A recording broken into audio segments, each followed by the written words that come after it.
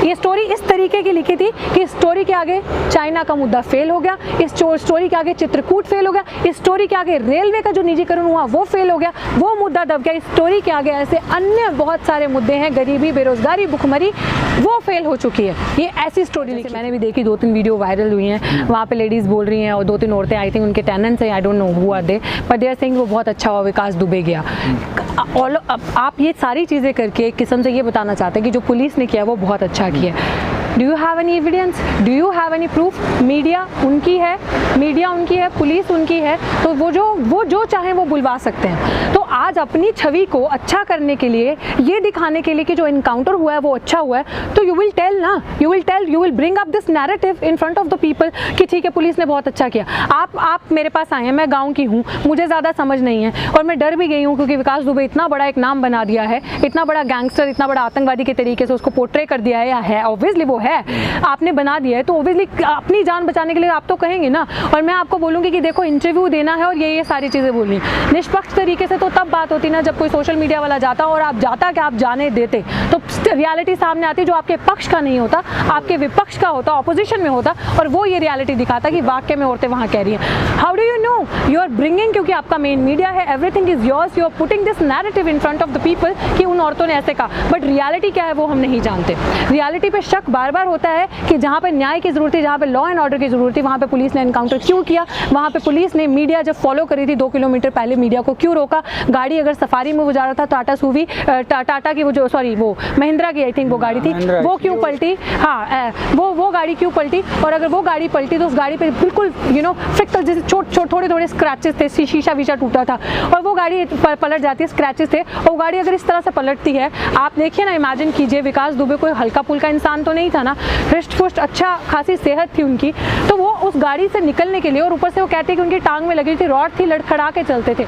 मतलब हमारी UP police जो इतनी दबंगी बताई जाती है, वो ऐसे गुंडे के आगे मतलब डर गई, और उस गुंडे को मारने के लिए उसने अटैक किया, वो भाग रहा था, पीछे से अटैक करती है और छाती पे गोली लग जाती है। कितनी होनहार है यूपी पुलिस। ये एनकाउंटर फर्जी नहीं है तो क्या है? अपनी ऐसे पता नहीं कितने विकास दुबे होते जो हमारे सामने नहीं है। मरने वाला भी अपनी कहानी बयान नहीं करेगा, मरने वाला को ब्याहबाजी नहीं कर सकता, वो मर गया, वो सबूत लेके जा चुका है, जो सबूत वहां से आने थे वो खत्म हो चुके हैं, वो घरों को तोड़ के, उसके घर को तोड़ के वो सबूत खत्म कर दिए जा चुके हैं, वो उसके आसपास के जितने लोग थे उनको मार के वो सबूत खत्म कर दिए जा चुके हैं। तो वो एनकाउंटर कैसा एनकाउंटर है कि जिसमें आपने मतलब आप स्टोरी देख रहे हैं ना एनकाउंटर, आई एम सेइंग, उन जनता से सवाल पूछिए जो पिछले 6 महीने से आस लगाए बैठे कि डॉक्टर काफिल को रिहा कीजिए, जिन्होंने सफूरा के लिए लड़ाई लड़ी, जिन्होंने सफूरा को रिहा करने के लिए बोला कि रिहा कीजिए, उन जनता से पूछिए जब छात्र गुंडा जब जिस तरह से वो विश्वविद्यालयों में आते हैं और छात्रों पे हमला करते हैं, वो लड़की कहाँ है, उसका कौन देगा न्याय का इंसाफ? जो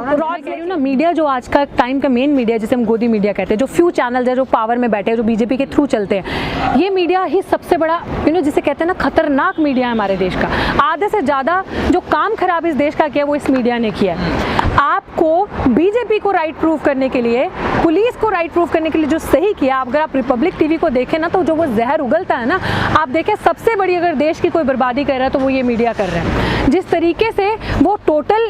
सरकार के पक्ष में सारी चीजें रख रहे हैं कि आप किसी का इंटरव्यू लेने जा रहे हैं तो आप वो बुलवा रहे हैं जो आप बुलवाना चाहते हैं उनसे, जो आप बुलवाना चाहते हैं। तो आप किसी को भी पैसे से खरीद सकते हैं, जहां आप विधायकों को खरीद सकते हैं वहां आप इन लोगों को नहीं खरीद सकते, वहां आप बयानबाजी अपने तरीके से नहीं करवा सकते। जहां पे आपने मीडिया की जेबें गरम करके रख दी हैं, ये जो गोदी मीडिया जो दिखाता है, तो it is very easy to manipulate them, it is very easy to of course it's a very well written story. ये एक स्क्रिप्टेड स्टोरी है जिसको अच्छे तरीके से निभाया नहीं गया, लेकिन ये स्टोरी बहुत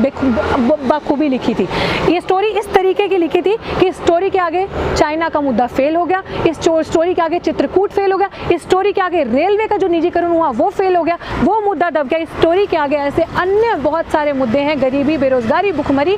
वो फेल हो चुकी है। ये ऐसी स्टोरी, पावर में बैठे हैं, आप कोई भी चीज़ को मैनिपुलेट कर सकते हैं, सारे संसाधन, सारी चीज़ें सारी मतलब पैसा सब चीज़ें आपकी हैं, तो आप किसी भी तरीके से चाहे चीज़ों को मैनिपुलेट। राजनीति के लिए ना कुछ भी कर सकता है इंसान, अपनी सत्ता बनाए रखने के लिए ये जिस तरह का सरकार का 6 साल से चाल चलन देख रहे हैं हम, कुछ भी कर सकता है। किसी एक चीज़ को हाईलाइट कर देगा, जब ब्राह्मणों से फ़ायदा लेना है तो ब्राह्मणों को हाईलाइट कर देगा, जब ठाकुरों से लेना कर देगा, जब दोनों को लड़ा के फ़ायदा होगा दोनों को लड़ा के ले लेंगे, जब दलितों को मार के फ़ायदा होगा तो मार के ले लेंगे, जहाँ पे लगेगा कि राजनीति में अभी दलितों का कुछ ऐसा करके दिखाने की ज़रूरत है कि वोट लेना है, वोट बैंक के लिए यूज़ करना है गरीबों का, पिछड़ों का, तो वहाँ पे वैसा मुझे यही लगता है कि न्याय व्यवस्था का काम वहीं पे आता है कि पुलिस अपने हाथ में इन चीज़ों को ना ले। सबसे पहली बात है कि जब वो 4 लोगों की, आई रिमेंबर इट, जब वो 4 लोगों को पुलिस ने इनकाउंटर किया था तो पूरा देश बहुत खुश हो गया था, अच्छा गया, but then there is again a